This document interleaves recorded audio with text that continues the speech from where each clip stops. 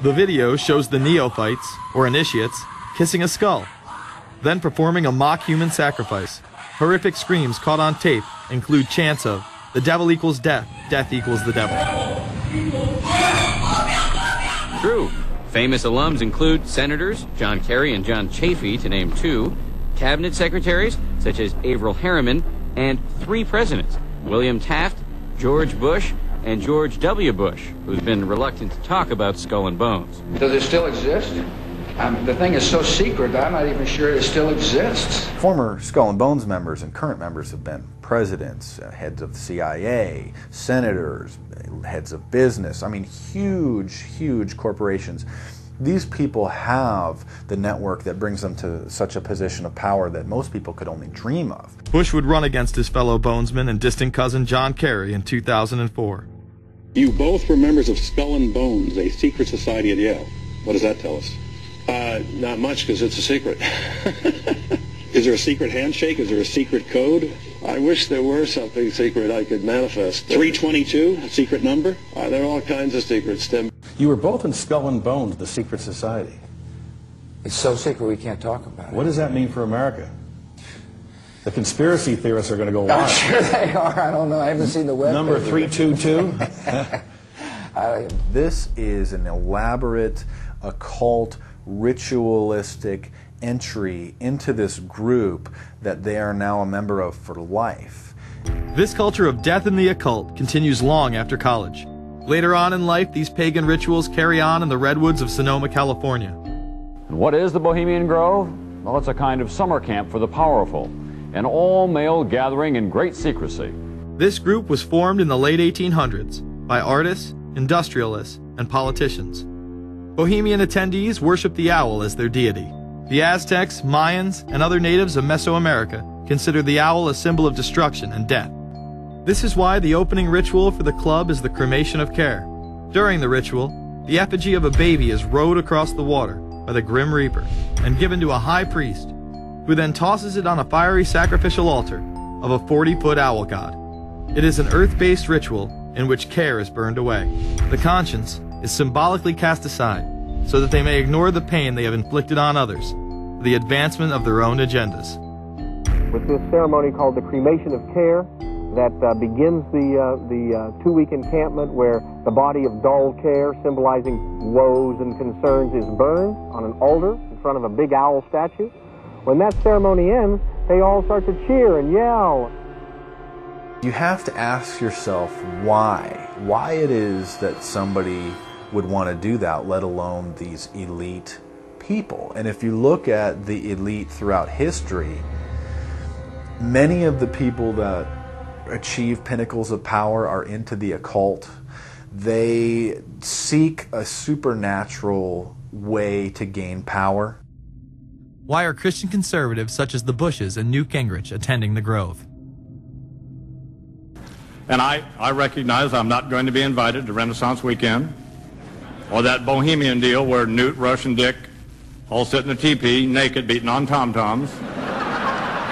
Why does the media barely mention the Grove? Because many of them are in attendance. Late political cartoonist Phil Frank of the San Francisco Chronicle draws a reporter thinking about his loyalties to Bohemian Grove as he takes notes for a story. Stories about what happens in these redwoods are hard to come by. A campground statue reminds Bohemians to keep their mouths shut about the Grove. Many world events have been shaped at the Grove, including the creation of the atomic bomb.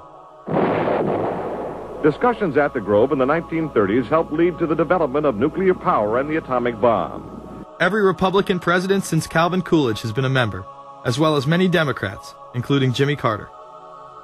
If you look at the membership lists of the Bohemian Grove and the Council on Foreign Relations, the Bilderberg Group, a lot of the key level people are overlapping and are involved in numerous groups. In addition to pagan rituals that take place there, this all-male club also deals with darker themes, through the plays Montezuma, which feature Aztec human sacrifice, and Faust, which feature Mephisto. Some of these plays are disturbingly flamboyant. Many of the elitists have a penchant for cross-dressing and singing show tunes. Perhaps that is why much of the all-male staff also happen to be homosexuals. Well, each year, many of them seem to have a stunt. or tried to come up with a stunt. Last year, in 1980, the popular button was Free the Fortune 500. Bohemian Grove that I attend from time to time. It is the most faggy goddamn thing you will ever imagine. In 2004, the New York Post reported that gay porn star Chad Savage would be servicing moguls at the Bohemian Grove. In recent years, several politicians have been outed in scandals, including Senator Larry Craig, who tried to solicit sex from an undercover officer in 2007. Even more shocking, it was revealed in 2004 that right-wing blogger James Guckert, who had unprecedented access to the White House during the Iraq War, was actually Jeff Gannon, a madam and male prostitute for MilitaryStuds.com. During his 2 years writing for GOP USA and Talon News, Gannon officially made over 200 appearances at the White House. Oddly enough, over 24 of these visits would take place when there were no scheduled briefings. He failed to check in or out with the Secret Service on many other occasions, coming and going as he pleased. These type of activities are not new to the White House. In 1989, headlines involving callboys in the White House rocked the cover of the Washington Times. The Washington Times reported today that unidentified White House aides in the Carter, Reagan, and Bush administrations now are being investigated for using the services of a callboy ring. The paper reports that 2 of the male prostitutes were given a late-night tour of the White House last year. Hundreds of credit card receipts obtained by the Washington Times confirm that its clients were key officials of the Reagan and Bush administrations, military officers, congressional aides, and U.S. and foreign businessmen with close social ties to Washington's political elite. This ring extended beyond the White House and into Congressman Barney Frank's bedroom. Barney Frank, one of 2 openly homosexual members of Congress, acknowledged having used a male prostitute, whom he then hired as a personal employee. The man had keys to Frank's basement apartment on Capitol Hill. Frank paid him approximately $20,000 out of his own pocket to be his housekeeper and driver. But as first reported in today's Washington Times, the man was on probation for sex crimes and a drug conviction, and he ran a prostitution business out of Frank's home. Although Frank tried to claim ignorance, Stephen Goby, the prostitute in question, claimed that Frank was completely aware of what was going on, and was even receiving free and discounted sexual services. The fix seemed to be in.